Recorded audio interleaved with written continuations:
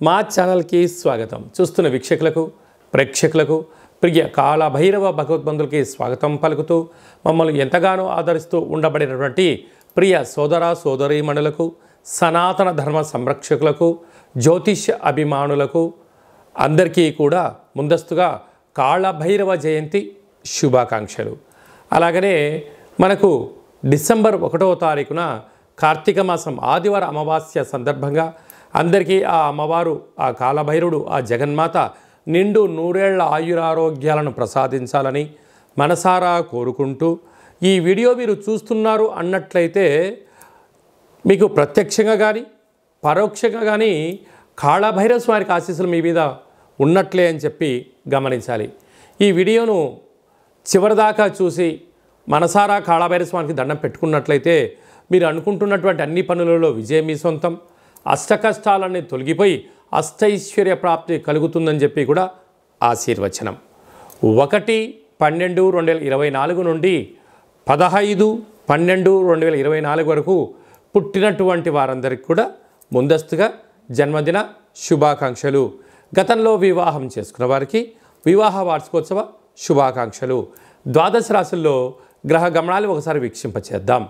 వృషభ రాశిలో దేవగురు బృహస్పతి శత్రుస్థానంలో సంచారం చేయడము, కర్కాటక రాశిలో కుజ భగవానుడు నీచభంగ రాజయోగ సంచార స్థితి, కన్యరాశిలో కేతు సంచార స్థితి, వృశ్చిక రాశిలో రవి బుధ సంచార స్థితి బుధాదిత్య రాజయోగము, ధనుసు రాశిలో శుక్ర భగవానుడు, కుంభరాశిలో శని భగవానుడు స్వక్షేత్ర వక్రగమన సంచార స్థితి, మీనరాశిలో రాహు సంచార స్థితితో ద్వాదశ రాశుల్లో గ్రహ గమనాలు ఈ విధంగా ఉన్నాయి.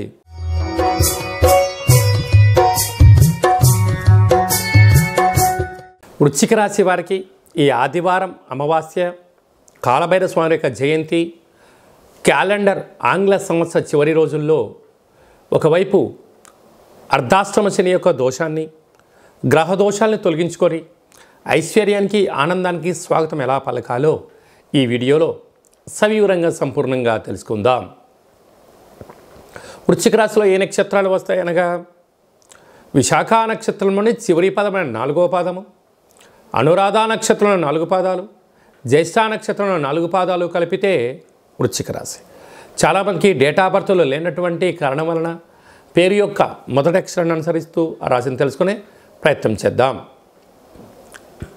తో, నా, నీ, ను, నే, నో, యా, ఈ, యు అక్షరాల వారందరూ కూడా వృశ్చిక రాశి జాతకులే.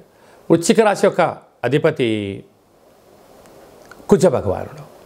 వీరికి రాశిలోనే రవి బుధ సంచార స్థితి ఉండడం వలన బుధాదిత్య రాజయోగము అంటారు.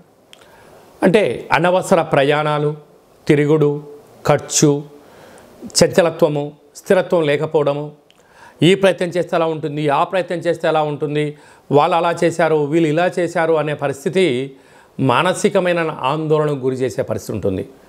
ఈ ఒత్తిడికి కారణం చేత పై అధికారులతో సహా ఉద్యోగస్తులతో, గవర్నమెంట్ ఉద్యోగస్తులతో వాగ్వివాదాలు పెట్టుకునే పరిస్థితి అధికంగా ఉంటుంది. ఎందుకనగా రాశిలో రవి ఉన్నాడు కనుక ఇలాంటి కాల సమయంలోని ఏకాగ్రత, మౌనం, వీలైతే వరకు ఎక్కువ పుస్తక పఠనం చేయడము, ఆధ్యాత్మిక విషయాలు తెలుసుకోవడం. ఈ కోపం ఎందుకు వస్తుంది, ఈ ఆవేశం ఎందుకు వస్తుంది, అందరూ ఎంతో హ్యాపీగా ఆనందంగా ఉంటున్నారు, నేనెందుకు ఉండట్లేదు అని చెప్పి ఆత్మవిమర్శన ఎప్పుడైతే చేసుకుంటారో అప్పుడు వాళ్ళకు మంచి కాలము అని చెప్పి గమనించాలి. 2వ స్థానంలో శుక్రుడు బంగారాభరణాలు, ఫోన్లు, లావాదేవీలు, క్రయ విక్రయాలు యోగదాయకం. 5వ స్థానంలో రాహు పిల్లల యొక్క అభివృద్ధి, తల్లిదండ్రుల యొక్క ఆస్తులు, స్థిరాస్తులు, గృహము, వాహనము, ఐశ్వర్య లాభాలు కలగడానికి చాలా అవకాశాలు ఉన్నాయి. 7వ గురువు విద్యలో, ఉద్యోగంలో, వివాహ ప్రయత్నాల్లో స్థిరచరాస్తులు వీరి సొంతం. భాగ్యస్థానంలో కుజుడు ఉండడం వలన తల్లిదండ్రులతో సకుటుంబ సపరివార సమేతంగా విందులు, వినోదాలు, ఆధ్యాత్మిక తీర్థయాత్ర కార్యక్రమాలు చేయడంలో సలహాలు, సూచనలు విజయం మీ సొంతమయ్యే పరిస్థితి అధికంగా ఉంటుంది. లాభస్థానంలో కేతు, ఇది అద్భుత యోగం. నేనేం చేస్తున్నాను, ఏం చెయ్యాలి, ఏం చేయకూడదు అనేటువంటిది ఒక దశ దిశ నిర్దిష్టంగా మీరు ప్రయాణం చేయగలిగితే వృశ్చిక రాశి వారి జాతకులు అదృష్టవంతులు. ఎందుకనగా మనకు ఈ శని భగవానుడి యొక్క అర్ధాష్టమ శని సంచార స్థితి దోషంలో ఉన్నప్పుడు మన జన్మ నక్షత్రం రోజున అష్టమి అమావాస్య తిథుల ఎందున 4, 8 తారీఖుల ఎందు ఎలాంటి దూరావాయు జర ప్రయాణాలు పెట్టుకోకపోవడం మంచిది. వీలైనంత వరకు ఆరోగ్యాన్ని కాపాడుకోవడం, నీటిలో దూకడాలు అంటే జలగండాలు అలాంటి వాటికి దయచేసి అవకాశం ఇవ్వకుండా మన ఆరోగ్యాన్ని మనమే జాగ్రత్తగా భద్రపరచుకోవాలి. ఇలాంటి కాల సమయంలో అమావాస్య పూట మనకు ఒక నలుపు వస్త్రాన్ని ఏర్పాటు చేసుకొని నువ్వుల నూనెతో దీపాన్ని పెట్టి వీలైతే నల్లటి ఒత్తులను వేసి కూష్మాండ దీపం లేకుండా నారికేల దీపాన్ని పెట్టుకొని పూజ చేసుకొని నల్లటి వస్తువులతో కాటుకతో దిష్టి తీయించుకొని వీటికి దానము చేయడం వలన మృత్యు అపమృత్యు దోషాలు తొలగిపోతాయని చెప్పి గమనించాలి.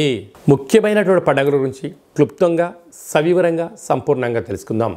1వ తారీఖు ఆదివారం అమావాస్య, కార్తీక మాసం అమావాస్య అవ్వడం వలన వీలైనంత వరకు మనమందరము కూడా గృహంలో ఇంటిని శుద్ధి పెట్టుకొని ఇంటికి మామిడాకులు కొబ్బరాకులు ఏర్పాటు చేసుకొని కూష్మాండ దీపాన్ని ఏర్పాటు చేసుకొని వెన్నతో దీపం పెట్టడం వలన సకల దుష్టగ్రహాలు తొలగిపోతాయని చెప్పి గమనించాలి. అలాగే కాళభైరవ స్వామికి స్మరణ, కాళభైరవ స్వామికి కూష్మాండ దీపము, కాళభైరవ స్వామి సౌభాగ్య ముడుపు ఏర్పాటు చేసుకోవడం వలన సకల రాబోయే కాలమంతను కూడా మనకు సువర్ణ యుగం అని చెప్పి గమనించాలి.